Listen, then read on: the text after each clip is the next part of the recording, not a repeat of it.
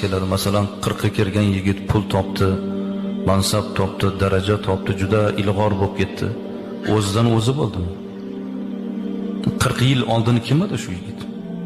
Ota-onani qo'lidagi bir parcha go'sht edi. Shular emasmi?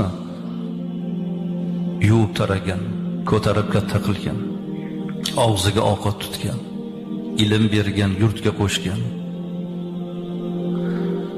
Kimni uyida bir yoshli bolasi bor, nabirasi bor. O'sha bir yoshlik bolaga nima kerak? Nima kerak aytinglar? Ona kerak. Boshqa hech narsa kerak emas. O'sha yuvib taraydigan ham shu ona, ko'ksidan emdiradigan ham shu ona, ko'tarib ovuntiradigan ham shu ona, qo'lidan ushlab yurishni o'rgatadigan ham shu ona.